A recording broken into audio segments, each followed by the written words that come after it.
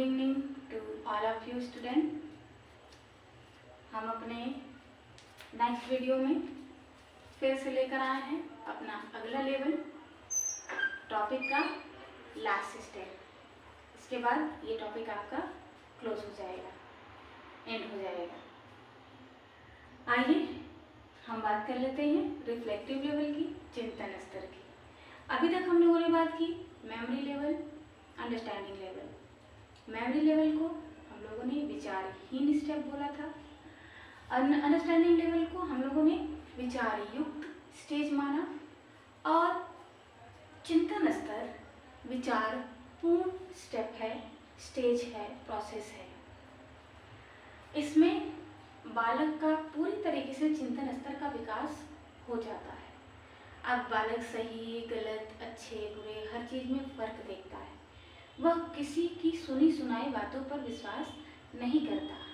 वो चिंतन करता है, मनन करता है, अध्ययन करने का प्रयास करता है और आने वाली समस्याओं का खुद ही निराकरण करता है। रिफ्लेक्टिव लेवल बालक की किशोरावस्था, जो एकदम पूर्ण किशोरावस्था में जब बच्चा होता है, बालक होता है, तो उस समय उसका जो रिफ्लेक्शन एक लेवल है, रिफ्लेक्टिव लेवल, वो पूरी तरीके से प्रभावित हो जाता है। इसको हम देख लेते हैं कि रिफ्लेक्टिव लेवल के प्रोफाउंडर कौन थे। तो हमने यहाँ लिखा हुआ है हंट। रिफ्लेक्टिव लेवल के प्रोफाउंडर जो है वो हंट है, और इन्होंने इस मॉडल के लिए क्या बताया, क्या इसकी खासियत बताई। आपको याद होगा मेमोरी लेवल में खासियत थी कि बच्चा रटने पर बल देता है, शिक्षक सक्रिय होते हैं, छात्र निष्क्रिय होते हैं। बोध स्तर में हमने आपको बताया कि शिक्षक बच्चों के लिए ऐसा वातावरण देता है कि बच्चा उसे अपने तरीके से सीखे, समझे और अपनी विषय वस्तु पर पकड़ बनाए। शिक्षक व्यवहार का नियंत्रक होता है और छात्र अपने व्यवहार में परिवर्तन करने के लिए स्वतंत्र होता है। ये चीज़ हमने आपको बताया था। चिंतन स्तर में क्या होगा, छात्रों में चिंतन, तर्क, कल्पना शक्ति को बढ़ाना। चिंतन स्तर जो है वो छात्रों की चिंतन स्तर को बढ़ाता है, बातचीत करने, तर्क करने, इमेजिनेशन करने इत्यादि चीज़ों की क्षमता को डेवलप करता है। यदि आपने एडोलेसेंस स्टेज को पढ़ा होगा तो आपने जाना होगा कि कल्पना की प्रधानता बच्चों में होती है किशोर काल में। क्यों? क्योंकि अब वो कुछ करने की सोचता है, अब उसे कुछ न कुछ प्राप्त करने की इच्छा होती है, किसी पद की या अन्य किसी चीज़ों की।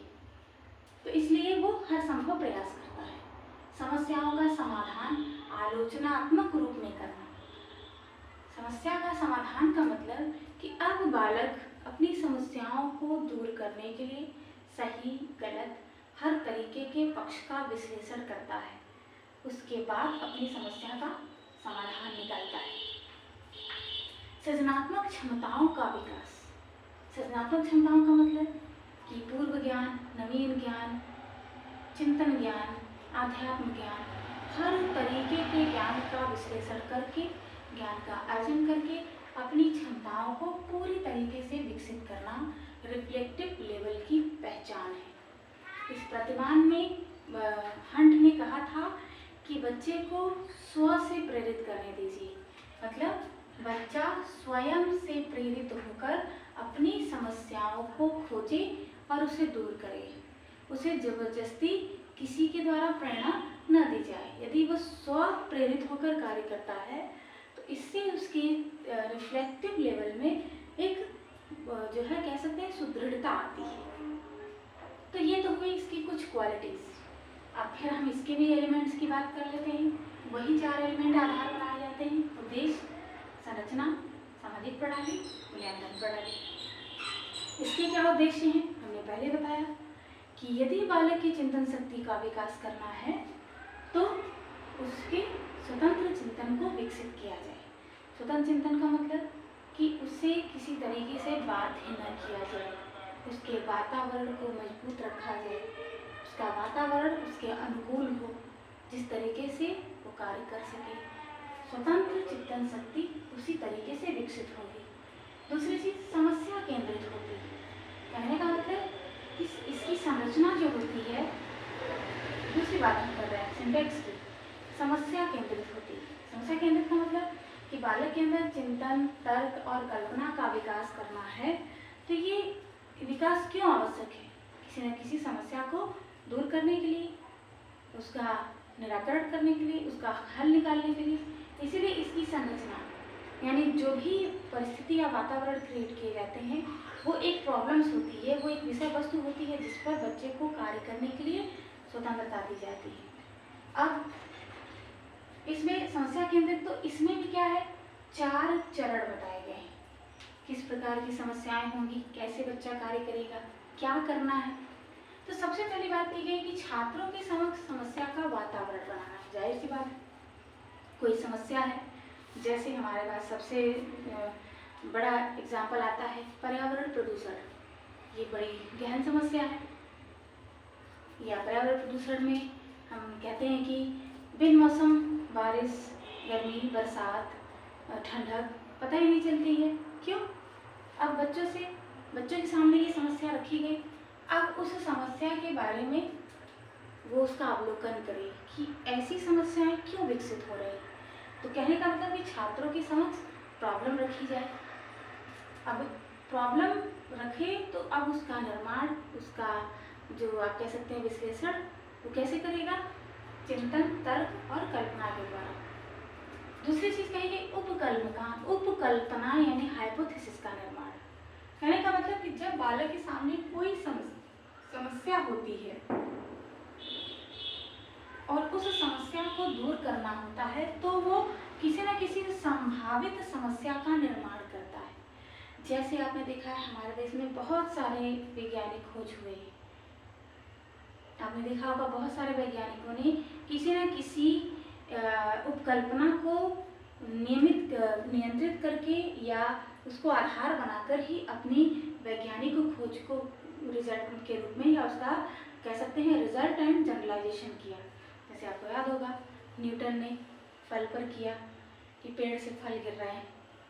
उससे उन्होंने यह अंदाज़ा लगाया कि ग्रेविटेशनल फोर्स है। इस तरीके से कहने का मतलब कि किसी समस्या को खोजने के लिए जब एक अनुमानात्मक समस्या जो है निर्मित की जाती है और उसके आधार पर जब वो अपनी समस्या को दूर करने के लिए प्रयास करता है, सूझबूझ विकसित करता है, चिंतन करता है, तो यह चिंतन स्तर की अवस्था को, बालक के चिंतन स्तर को विकसित करने का काम करता है। जब बालक सूझबूझ चिंतन करता है तो किसी न किसी परीक्षण के द्वारा वो अपनी समस्या का समाधान निकालता है। अब वो किसी तरीके के भी परीक्षण हो सकते हैं, या चाहे आप कह सकते हैं सृजनात्मक परीक्षण के द्वारा, बच्चे की एप्टीट्यूड टेस्ट के द्वारा, बच्चों का एप्टीट्यूड टेस्ट लेकर, बच्चों की एटीट्यूड टेस्ट को लेकर, बच्चों के व्यक्तित्व परीक्षण के द्वारा। बच्चे के व्यक्तित्व का परीक्षण करना है तो भी हम उनकी क्षमताओं का विकास कर सकते हैं, उनका आकलन कर सकते हैं। तो कई तरीके के टेस्ट के द्वारा भी हम चिंतन शक्ति का समाधान या चिंतन शक्ति के द्वारा समस्या का समाधान निकाल सकते हैं। तो पहला क्या है? छात्रों के समक्ष समस्या उत्पन्न करना, उस समस्या के अनुरूप ही एक अनुमानात्मक समस्या उत्पन्न करके उस जो उसके सामने समस्या रखी गई है उसका संभावित समाधान निकालना। जब ये ऐसा करता है तो इससे बच्चों के अंदर सूझबूझ और चिंतन विकसित होता है। चिंतन विकसित होता है तो बच्चों की समस्या के समाधान को निकालने के लिए और उसे जानने के लिए परीक्षण का निर्माण किया जाता है। उस परीक्षण के द्वारा उसकी गतिविधि को चेक किया जाता है और इस तरीके से वो अपनी समस्या का समाधान करता है। फिर इसके बाद बात करते हैं सामाजिक प्रणाली। अभी तो हमने बात की उद्देश्य की, समस्या की, अब हम सामाजिक प्रणाली की बात करते हैं। तो बच्चों का सामाजिक वातावरण कैसा होना चाहिए? सबसे पहला जो सामाजिक वातावरण की हम बात कर रहे हैं क्लासरूम की। तो क्लासरूम में सबसे पहले शिक्षक को बच्चों के साथ पारदर्शी व्यवहार करना चाहिए, भेदभाव नहीं। जो भी समस्या उनके सामने रखी जाए पारदर्शिता के साथ रखी जाए। वातावरण बिल्कुल स्वतंत्र हो, किसी तरीके की जबरदस्ती ना हो, बाध्यता ना हो। छात्र सदैव एक्टिव रहते हैं। ऐसे बच्चे जिनके अंदर चिंतन शक्ति का स्तर उच्च होता है वो सदैव क्रियाशील होते हैं, एक्टिव होते हैं और अपनी समस्या को खोजने के लिए तत्पर रहते हैं। सहयोग की भावना विकसित की जाए, ऐसे बच्चों को सहयोग प्रदान किया जाए, उनके साथ सहानुभूति का व्यवहार किया जाए। ऐसा वातावरण, ऐसा कक्षा का वातावरण बनाने से बच्चे के रिफ्लेक्टिव लेवल का विकास तीव्र से तीव्र होता है और इसी तरीके से एक बच्चा एक अच्छा इंजीनियर, एक अच्छा डॉक्टर, एक अच्छा वैज्ञानिक, एक अच्छा शिक्षक के रूप में सामने आ सकते हैं। मूल्यांकन प्रणाली की यदि हम बात करें तो मूल्यांकन प्रणाली कैसे बच्चों की चिंतन शक्ति को चेक किया जाएगा। चिंतन शक्ति को चेक करने के बहुत सारे तरीके हैं, जैसे सृजनात्मक परीक्षण लेकर, निबंधात्मक परीक्षण के द्वारा बच्चों को कोई टॉपिक दिया गया, उस पर जो है डिस्कशन किया जाए। कुछ पहेलियाँ बच्चों के सामने रखी गई, जैसे आप लोग न्यूज़पेपर में देखते हैं सुडोकू निकलता है और कुछ चित्र होते हैं, उसमें क्या दिया जाता है कि बूझो तो जाने, या दोनों चित्रों में से बताइए कि किसमें कौन से दोनों चित्रों में कौन कौन सी चीज़ें समान हैं। दो चित्र हैं, दोनों सेम हैं या दोनों में कुछ अंतर है, लेकिन फिर भी कहा जाता है कि खोजिए कि दोनों चित्रों में कौन सी समानताएं हैं। तो इस तरीके से बच्चों की सृजनात्मकता का भी परीक्षण किया जा सकता है। जब ऐसे परीक्षण बच्चों के किए जाते हैं तो बच्चों के चिंतन स्तर का विकास अपने आप होता है। इसलिए मेमोरी लेवल, अंडरस्टैंडिंग लेवल और रिफ्लेक्टिव लेवल ये शिक्षण की सबसे महत्वपूर्ण स्तर होते हैं, प्रक्रिया होते हैं, जो पाठ्य वस्तु के अनुसार, परिस्थिति के अनुसार, अवस्था के अनुसार शिक्षक को बच्चों के समक्ष या बच्चों के प्रस्तुति के लिए या बच्चों के लिए प्रस्तुत किया जाना अनिवार्य है। इसके लिए क्या सुझाव देंगे?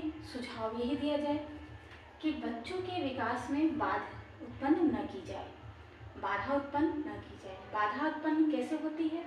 जब बच्चों को स्वतंत्र वातावरण नहीं मिलेगा, उनको अपनी बात रखने के लिए जो है स्वतंत्र नहीं छोड़ा जाएगा, दबाव बनाया जाएगा, उनकी जिज्ञासाओं को निराशाओं में बदला जाएगा, उनके साथ सहयोग और सहानुभूति का व्यवहार नहीं किया जाएगा और इस तरीके की बहुत सारे जो भी एक्टिविटीज़ हैं अगर शिक्षक नहीं करता है, कक्षा में ऐसी भूमिकाएं स्पष्ट नहीं करता है, तो बच्चा न तो क्रियाशील होगा और न ही उनके चिंतन स्तर का विकास हो सकेगा।